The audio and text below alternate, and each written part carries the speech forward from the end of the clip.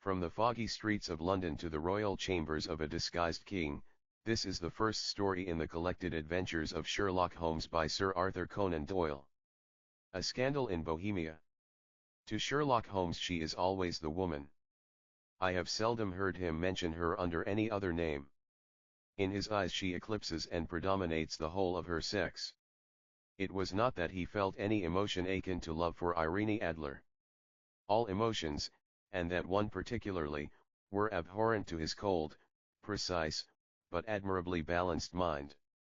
He was, I take it, the most perfect reasoning and observing machine that the world has seen, but, as a lover, he would have placed himself in a false position. He never spoke of the softer passions, save with a jibe and a sneer. They were admirable things for the observer, excellent for drawing the veil from men's motives and actions. But for the trained reasoner to admit such intrusions into his own delicate and finely adjusted temperament was to introduce a distracting factor which might throw a doubt upon all his mental results. Grit in a sensitive instrument, or a crack in one of his own high-power lenses, would not be more disturbing than a strong emotion in a nature such as his. And yet there was but one woman to him, and that woman was the late Irene Adler, of dubious and questionable memory. I had seen little of Holmes lately. My marriage had drifted us away from each other. My own complete happiness, and the home-centered interests which rise up around a man who first finds himself master of his own establishment, were sufficient to absorb all my attention, while Holmes, who loathed every form of society with his whole Bohemian soul, remained in our lodgings in Baker Street, buried among his old books, and alternating from week to week between cocaine and ambition, the drowsiness of the drug, and the fierce energy of his own keen nature.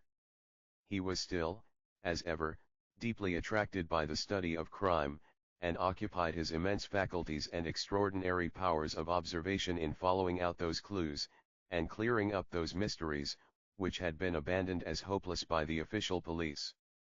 From time to time I heard some vague account of his doings, of his summons to Odessa in the case of the Trepoff murder, of his clearing up of the singular tragedy of the Atkinson brothers at Trincomalee, and finally of the mission which he had accomplished so delicately and successfully for the reigning family of Holland. Beyond these signs of his activity, however, which I merely shared with all the readers of the daily press, I knew little of my former friend and companion. One night, it was on the 20th of March, 1888, I was returning from a journey to a patient, for I had now returned to civil practice, when my way led me through Baker Street. As I passed the well-remembered door, which must always be associated in my mind with my wooing, and with the dark incidents of the study in scarlet, I was seized with a keen desire to see Holmes again, and to know how he was employing his extraordinary powers. His rooms were brilliantly lit, and, even as I looked up, I saw his tall spare figure pass twice in a dark silhouette against the blind. He was pacing the room swiftly, eagerly, with his head sunk upon his chest, and his hands clasped behind him. To me, who knew his every mood and habit, his attitude and manner told their own story. He was at work again. He had risen out of his drug-created dreams, and was hot upon the scent of some new problem. I rang the bell, and was shown up to the chamber which had formerly been in part my own. His manner was not effusive. It seldom was, but he was glad, I think, to see me. With hardly a word spoken, but with a kindly eye, he waved me to an armchair, threw across his case of cigars, and indicated a spirit case and a gasogene in the corner. Then he stood before the fire, and looked me over in his singular introspective fashion. "Wedlock suits you," he remarked. "I think, Watson, that you have put on 7.5 pounds since I saw you." "7," I answered. "Indeed, I should have thought a little more." "Just a trifle more, I fancy, Watson." "And in practice again, I observe. You did not tell me that you intended to go into harness." "Then, how do you know?" "I see it, I deduce it." "How do I know that you have been getting yourself very wet lately, and that you have a most clumsy and careless servant girl?" "My dear Holmes," said I, "this is too much. You would certainly have been burned had you lived a few centuries ago. It is true that I had a country walk on Thursday and came home in a dreadful mess, but, as I have changed my clothes, I can't imagine how you deduce it. As to Mary Jane, she is incorrigible, and my wife has given her notice, but there again I fail to see how you work it out. He chuckled to himself and rubbed his long nervous hands together. It is simplicity itself, said he. My eyes tell me that on the inside of your left shoe, just where the firelight strikes it, the leather is scored by 6 almost parallel cuts. Obviously they have been caused by someone who has very carelessly scraped round the edges of the sole in order to remove crusted mud from it. Hence, you see, my double deduction that you had been out in vile weather, and that you had a particularly malignant boot-slitting specimen of the London slavey. As to your practice, if a gentleman walks into my room smelling of iodoform, with a black mark of nitrate of silver upon his right forefinger, and a bulge on the side of his top hat to show where he has secreted his stethoscope, I must be dull indeed if I do not pronounce him to be an active member of the medical profession. I could not help laughing at the ease with which he explained his process of deduction. When I hear you give your reasons, I remarked, the thing always appears to me to be so ridiculously simple that I could easily do it myself, though at each successive instance of your reasoning I am baffled, until you explain your process. And yet I believe that my eyes are as good as yours. Quite so, he answered, lighting a cigarette, and throwing himself down into an armchair. You see, but you do not observe. The distinction is clear. For example, you have frequently seen the steps which lead up from the hall to this room. Frequently. How often? Well, some hundreds of times. Then how many are there? How many? I don't know. Quite so. You have not observed. And yet you have seen. That is just the point. Now, I know that there are 17 steps, because I have both seen and observed. By the way, since you are interested in these little problems, and since you are good enough to chronicle one or two of my trifling experiences, you may be interested in this. He threw over a sheet of thick pink-tinted notepaper which had been lying open upon the table. It came by the last post, said he. Read it aloud. The note was undated, and without either signature or address. There will call upon you tonight, at 7:45, it said, a gentleman who desires to consult you upon a matter of the very deepest moment. Your recent services to one of the royal houses of Europe have shown that you are one who may safely be trusted with matters which are of an importance which can hardly be exaggerated. This account of you we have from all quarters received. Be in your chamber then at that hour, and do not take it amiss if your visitor wear a mask. This is indeed a mystery, I remarked. What do you imagine that it means? I have no data yet. It is a capital mistake to theorize before one has data. Insensibly one begins to twist facts to suit theories, instead of theories to suit facts. But the note itself. What do you deduce from it? I carefully examined the writing, and the paper upon which it was written. The man who wrote it was presumably well-to-do. I remarked, endeavoring to imitate my companion's processes. Such paper could not be bought under half a crown a packet. It is peculiarly strong and stiff. Peculiar, that is the very word, said Holmes. It is not an English paper at all. Hold it up to the light. I did so, and saw a large E with a small g, a P, and a large G with a small t woven into the texture of the paper. What do you make of that? Asked Holmes. The name of the maker, no doubt, or his monogram, rather. Not at all. The G with the small t stands for Gesellschaft, which is the German for company. It is a customary contraction like Arco. P, of course, stands for papier. Now for the e.g.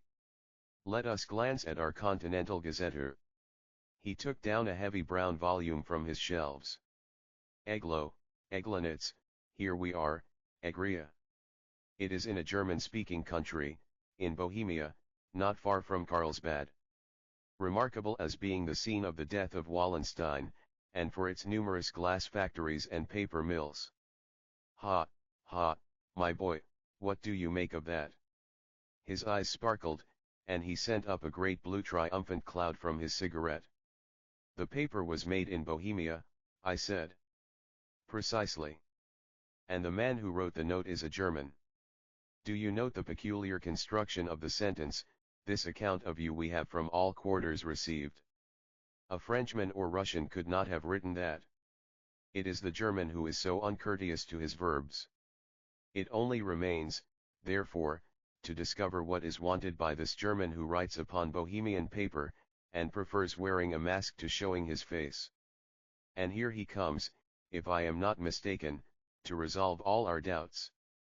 As he spoke there was the sharp sound of horses' hoofs and grating wheels against the curb, followed by a sharp pull at the bell. Holmes whistled. Appear by the sound, said he.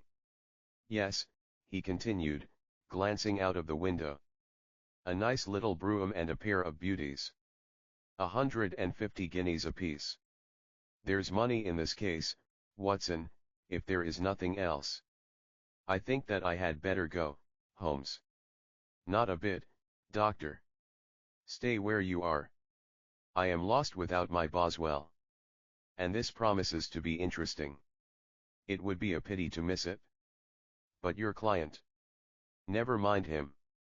I may want your help, and so may he. Here he comes. Sit down in that armchair, Doctor, and give us your best attention. A slow and heavy step, which had been heard upon the stairs and in the passage, paused immediately outside the door.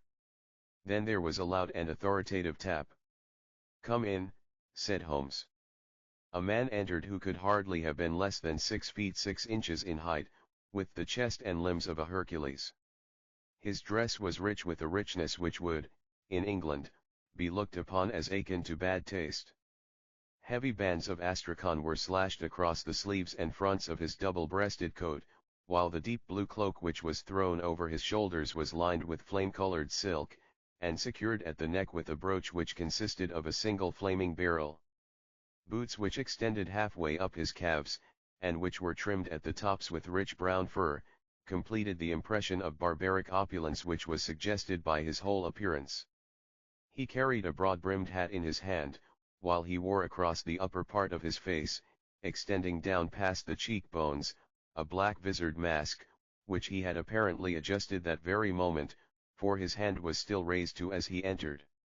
From the lower part of the face he appeared to be a man of strong character, with a thick, hanging lip and a long straight chin, suggestive of resolution pushed to the length of obstinacy. You had my note? He asked, with a deep, harsh voice and a strongly marked German accent. I told you that I would call. He looked from one to the other of us, as if uncertain which to address. Pray take a seat, said Holmes. This is my friend and colleague, Dr. Watson, who is occasionally good enough to help me in my cases. Whom have I the honor to address? You may address me as the Count von Kram, a Bohemian nobleman. I understand that this gentleman, your friend, is a man of honor and discretion, whom I may trust with a matter of the most extreme importance. If not, I should much prefer to communicate with you alone. I rose to go, but Holmes caught me by the wrist and pushed me back into my chair. It is both, or none, said he. You may say before this gentleman anything which you may say to me. The Count shrugged his broad shoulders.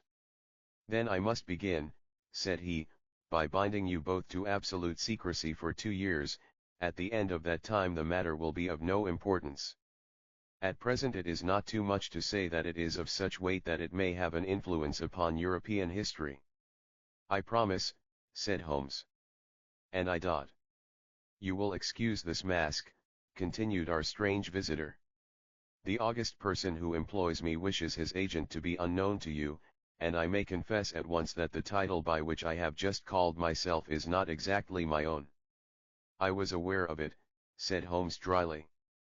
The circumstances are of great delicacy, and every precaution has to be taken to quench what might grow to be an immense scandal and seriously compromise one of the reigning families of Europe. To speak plainly, the matter implicates the great house of Ormstein, hereditary kings of Bohemia. I was also aware of that, murmured Holmes, settling himself down in his armchair, and closing his eyes. Our visitor glanced with some apparent surprise at the languid, lounging figure of the man who had been no doubt depicted to him as the most incisive reasoner, and most energetic agent in Europe. Holmes slowly reopened his eyes, and looked impatiently at his gigantic client. "If your Majesty would condescend to state your case," he remarked, "I should be better able to advise you." The man sprang from his chair, and paced up and down the room in uncontrollable agitation. Then, with a gesture of desperation, he tore the mask from his face and hurled it upon the ground. "You are right," he cried, "I am the king. Why should I attempt to conceal it?" "Why, indeed," murmured Holmes. "Your Majesty had not spoken before I was aware that I was addressing Wilhelm Gotz Reichssigismund von Ormstein, Grand Duke of Cassel-Fallstein, and hereditary King of Bohemia." "But you can understand," said our strange visitor, sitting down once more and passing his hand over his high, white forehead, "you can understand that I am not accustomed to doing such business in my own person. Yet the matter was so delicate that I could not confide it to an agent without putting myself in his power. I have come incognito from Prague for the purpose of consulting you." "Then, pray consult," said Holmes, shutting his eyes once more. "The facts are briefly these: some 5 years ago, during a lengthy visit to Warsaw, I made the acquaintance of the well-known adventuress Irene Adler. The name is no doubt familiar to you. Kindly look her up in my index, doctor," murmured Holmes, without opening his eyes.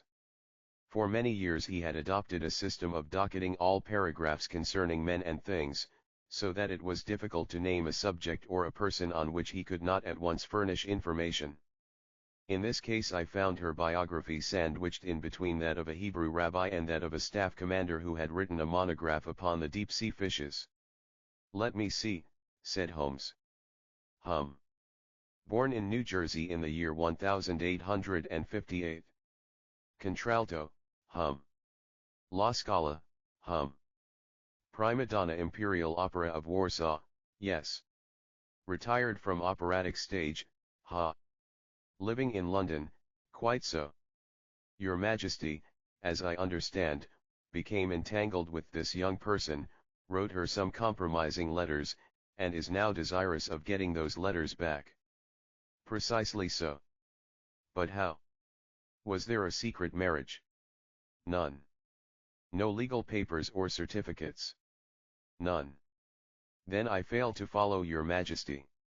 If this young person should produce her letters for blackmailing or other purposes, how is she to prove their authenticity? There is the writing." "Pooh, pooh. Forgery. My private notepaper. Stolen. My own seal.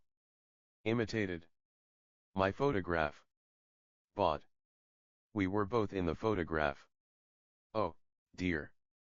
That is very bad. Your Majesty has indeed committed an indiscretion. I was mad, insane. You have compromised yourself seriously. I was only Crown Prince then. I was young. I am but 30 now. It must be recovered.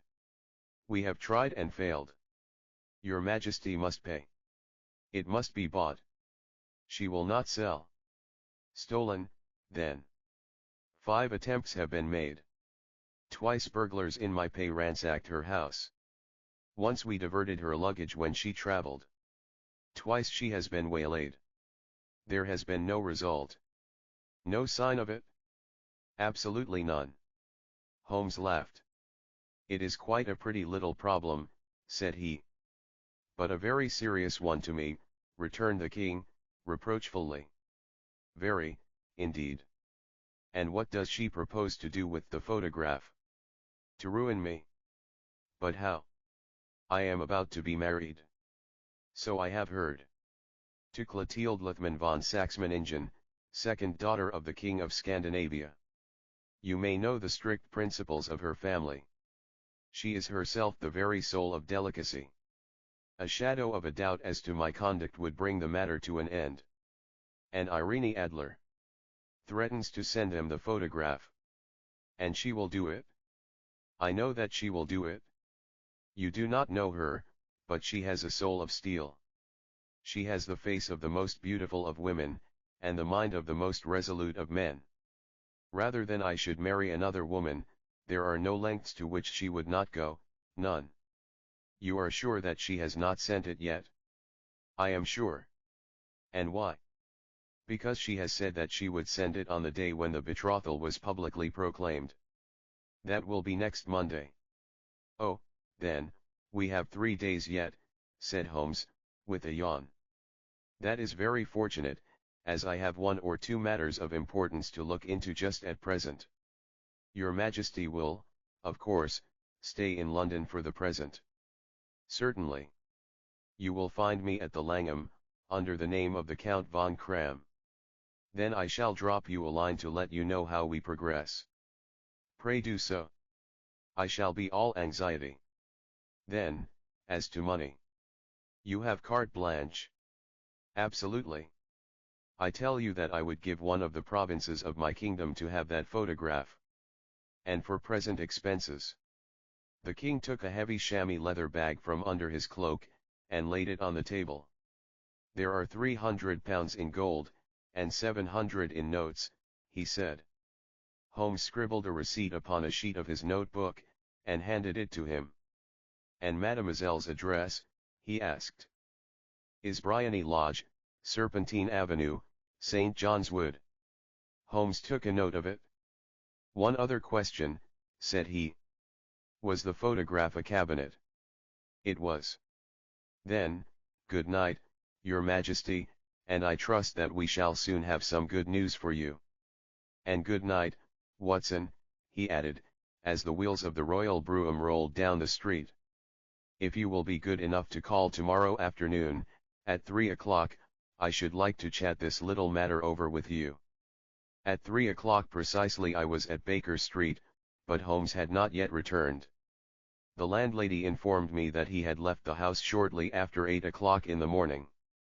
I sat down beside the fire, however, with the intention of awaiting him, however long he might be. I was already deeply interested in his inquiry, for, though it was surrounded by none of the grim and strange features which were associated with the 2 crimes which I have elsewhere recorded, still, the nature of the case and the exalted station of his client gave it a character of its own. Indeed, apart from the nature of the investigation which my friend had on hand, there was something in his masterly grasp of a situation, and his keen, incisive reasoning, which made it a pleasure to me to study his system of work, and to follow the quick, subtle methods by which he disentangled the most inextricable mysteries.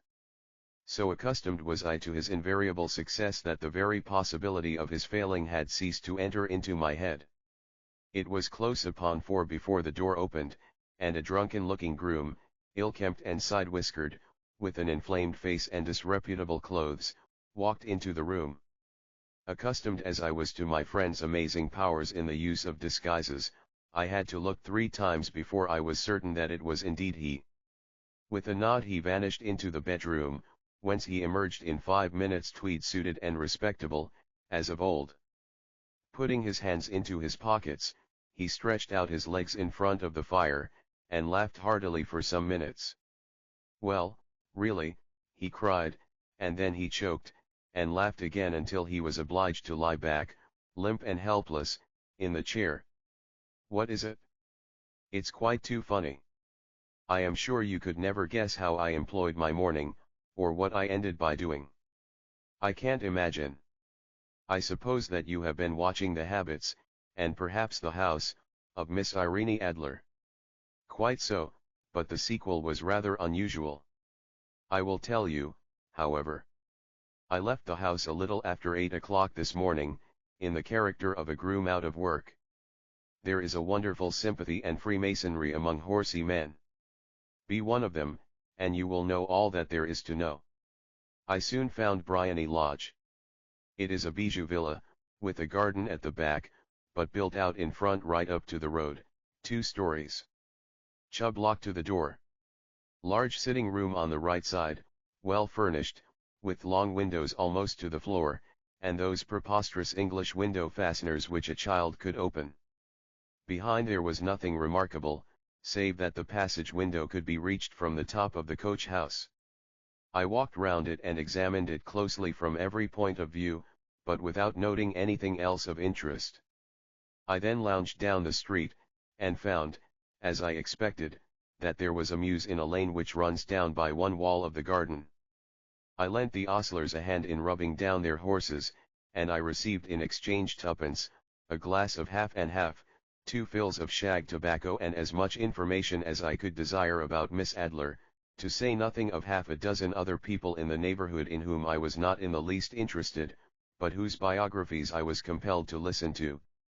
"And what of Irene Adler?" I asked. "Oh, she has turned all the men's heads down in that part. She is the daintiest thing under a bonnet on this planet. So say the Serpentine Mews, to a man. She lives quietly, sings at concerts, drives out at 5 every day, and returns at 7 sharp for dinner. Seldom goes out at other times, except when she sings. Has only one male visitor, but a good deal of him. He is dark, handsome, and dashing, never calls less than once a day, and often twice. He is a Mr. Godfrey Norton, of the Inner Temple. See the advantages of a cabman as a confidant. They had driven him home a dozen times from Serpentine Mews, and knew all about him. When I had listened to all that they had to tell, I began to walk up and down near Briony Lodge once more, and to think over my plan of campaign. This Godfrey Norton was evidently an important factor in the matter. He was a lawyer. That sounded ominous. What was the relation between them, and what the object of his repeated visits? Was she his client, his friend, or his mistress? If the former, she had probably transferred the photograph to his keeping. If the latter, it was less likely. On the issue of this question depended whether I should continue my work at Briony Lodge, or turn my attention to the gentlemen's chambers in the Temple. It was a delicate point, and it widened the field of my inquiry. I fear that I bore you with these details, but I have to let you see my little difficulties, if you are to understand the situation. "I am following you closely," I answered. I was still balancing the matter in my mind when a hansom cab drove up to Briony Lodge, and a gentleman sprang out. He was a remarkably handsome man, dark, aquiline, and mustached, evidently the man of whom I had heard. He appeared to be in a great hurry, shouted to the cabman to wait, and brushed past the maid who opened the door with the air of a man who was thoroughly at home. He was in the house about half an hour, and I could catch glimpses of him, in the windows of the sitting room, pacing up and down, talking excitedly and waving his arms. Of her I could see nothing. Presently he emerged, looking even more flurried than before. As he stepped up to the cab, he pulled a gold watch from his pocket and looked at it earnestly.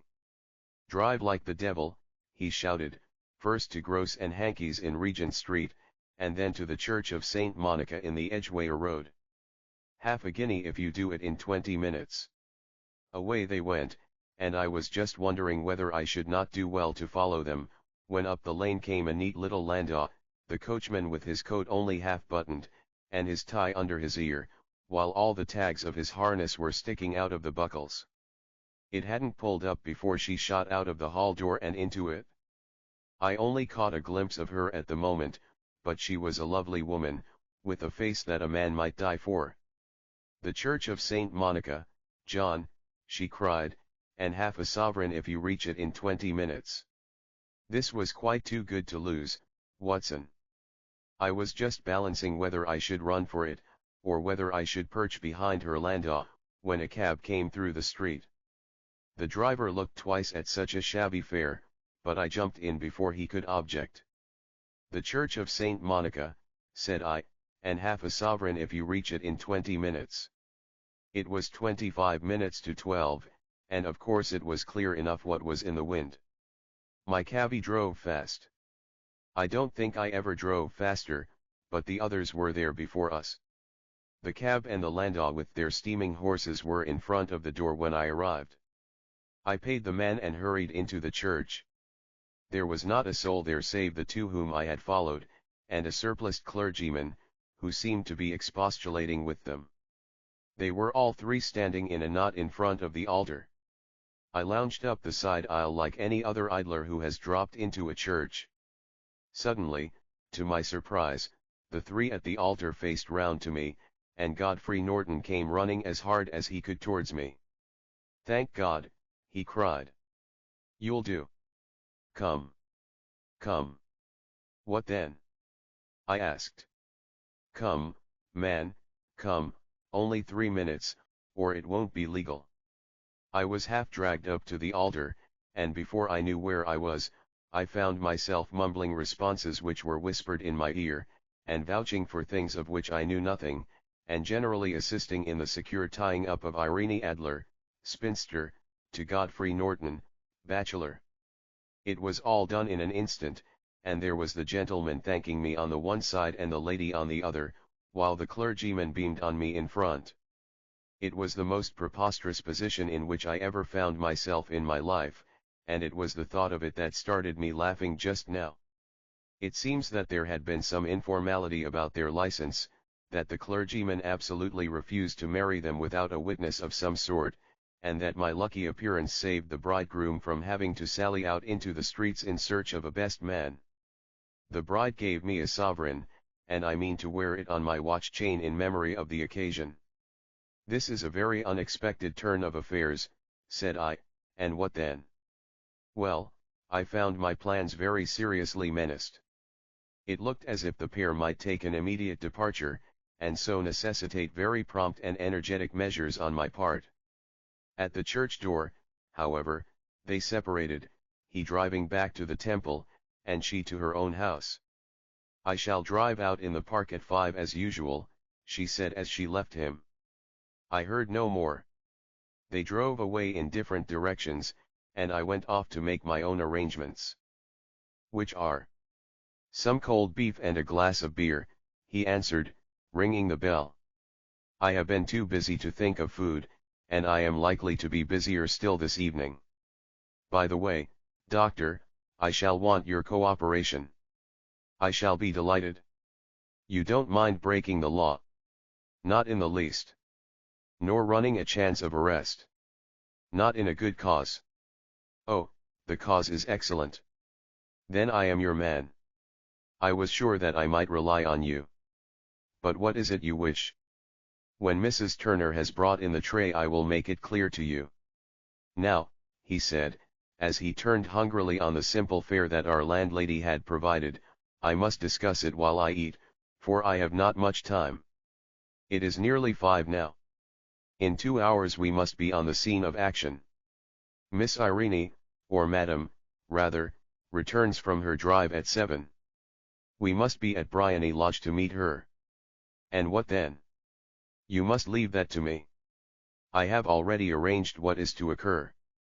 There is only one point on which I must insist. You must not interfere, come what may. You understand? I am to be neutral. To do nothing whatever. There will probably be some small unpleasantness. Do not join in it. It will end in my being conveyed into the house. 4 or 5 minutes afterwards the sitting room window will open. You are to station yourself close to that open window. Yes. You are to watch me, for I will be visible to you. Yes. And when I raise my hand, so, you will throw into the room what I give you to throw, and will, at the same time, raise the cry of fire. You quite follow me?" "Entirely. It is nothing very formidable," he said, taking a long cigar-shaped roll from his pocket. "It is an ordinary plumber's smoke rocket, fitted with a cap at either end to make it self-lighting. Your task is confined to that. When you raise your cry of fire, it will be taken up by quite a number of people. You may then walk to the end of the street, and I will rejoin you in 10 minutes. I hope that I have made myself clear. I am to remain neutral, to get near the window, to watch you, and, at the signal, to throw in this object, then to raise the cry of fire, and to await you at the corner of the street. Precisely. Then you may entirely rely on me. That is excellent. I think perhaps it is almost time that I prepared for the new role I have to play. He disappeared into his bedroom, and returned in a few minutes in the character of an amiable and simple-minded nonconformist clergyman. His broad black hat, his baggy trousers, his white tie, his sympathetic smile, and general look of peering and benevolent curiosity, were such as Mr. John Hare alone could have equalled. It was not merely that Holmes changed his costume. His expression, his manner, his very soul seemed to vary with every fresh part that he assumed. The stage lost a fine actor, even as science lost an acute reasoner, when he became a specialist in crime. It was 6:15 when we left Baker Street, and it still wanted 10 minutes to the hour when we found ourselves in Serpentine Avenue. It was already dusk, and the lamps were just being lighted as we paced up and down in front of Bryony Lodge, waiting for the coming of its occupant. The house was just such as I had pictured it from Sherlock Holmes's succinct description, but the locality appeared to be less private than I expected. On the contrary, for a small street in a quiet neighborhood, it was remarkably animated. There was a group of shabbily dressed men smoking and laughing in a corner, a scissors grinder with his wheel, 2 guardsmen who were flirting with a nurse girl, and several well-dressed young men who were lounging up and down with cigars in their mouths. "You see," remarked Holmes, as we paced to and fro in front of the house, "this marriage rather simplifies matters. The photograph becomes a double-edged weapon now. The chances are that she would be as averse to its being seen by Mr. Godfrey Norton, as our client is to its coming to the eyes of his princess. Now the question is, where are we to find the photograph? Where, indeed? It is most unlikely that she carries it about with her. It is cabinet size. Too large for easy concealment about a woman's dress. She knows that the king is capable of having her waylaid and searched. 2 attempts of the sort have already been made. We may take it then that she does not carry it about with her. Where, then? Her banker or her lawyer? There is that double possibility. But I am inclined to think neither. Women are naturally secretive, and they like to do their own secreting. Why should she hand it over to anyone else? She could trust her own guardianship, but she could not tell what indirect or political influence might be brought to bear upon a businessman. Besides, remember that she had resolved to use it within a few days. It must be where she can lay her hands upon it. It must be in her own house. But it has twice been burgled. Pshaw! They did not know how to look. But how will you look? I will not look. What then? I will get her to show me. But she will refuse. She will not be able to. But I hear the rumble of wheels. It is her carriage. Now carry out my orders to the letter. As he spoke, the gleam of the side lights of a carriage came round the curve of the avenue. It was a smart little landau which rattled up to the door of Bryony Lodge. As it pulled up, one of the loafing men at the corner dashed forward to open the door in the hope of earning a copper, but was elbowed away by another loafer who had rushed up with the same intention. A fierce quarrel broke out, which was increased by the 2 guardsmen, who took sides with one of the loungers, and by the scissors grinder, who was equally hot upon the other side. A blow was struck, and in an instant the lady, who had stepped from her carriage, was the center of a little knot of flushed and struggling men who struck savagely at each other with their lists and sticks. Holmes dashed into the crowd to protect the lady, but just as he reached her, he gave a cry and dropped to the ground, with the blood running freely down his face. At his fall the guardsmen took to their heels in one direction and the loungers in the other, while a number of better dressed people who had watched the scuffle without taking part in it, crowded in to help the lady and to attend to the injured man.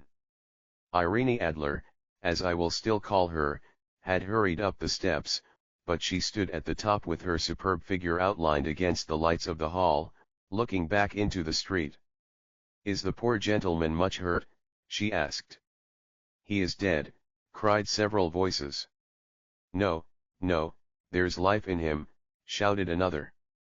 "But he'll be gone before you can get him to hospital." "He's a brave fellow," said a woman. "They would have had the lady's purse and watch if it hadn't been for him. They were a gang, and a rough one, too. Ah, he's breathing now. He can't lie in the street. May we bring him in, marm?" "Surely. Bring him into the sitting room. There is a comfortable sofa. This way, please." Slowly and solemnly he was borne into Briony Lodge, and laid out in the principal room, while I still observed the proceedings from my post by the window. The lamps had been lit, but the blinds had not been drawn, so that I could see Holmes as he lay upon the couch. I do not know whether he was seized with compunction at that moment for the part he was playing, but I know that I never felt more heartily ashamed of myself in my life than when I saw the beautiful creature against whom I was conspiring, or the grace and kindliness with which she waited upon the injured man. And yet it would be the blackest treachery to Holmes to draw back now from the part which he had entrusted to me. I hardened my heart and took the smoke rocket from under my ulster. After all, I thought, we are not injuring her. We are but preventing her from injuring another. Holmes had sat up upon the couch, and I saw him motion like a man who is in want of air. A maid rushed across and threw open the window. At the same instant I saw him raise his hand, and at the signal I tossed my rocket into the room with a cry of fire. The word was no sooner out of my mouth than the whole crowd of spectators, well dressed and ill, gentlemen, ostlers, and servant maids, joined in a general shriek of fire. Thick clouds of smoke curled through the room, and out at the open window.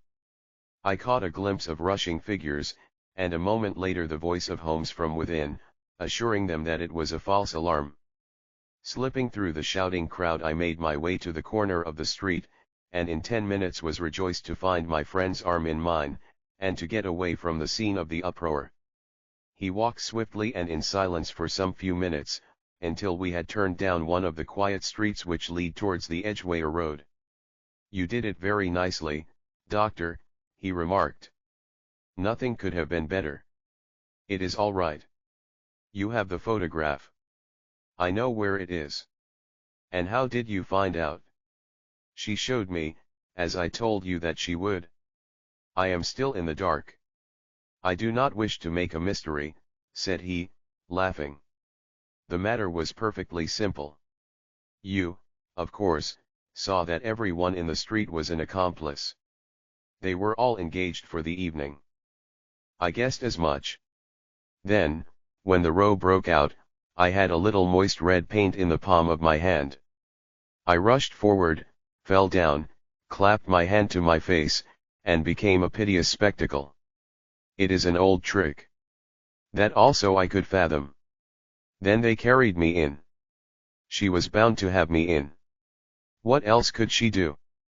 And into her sitting room, which was the very room which I suspected.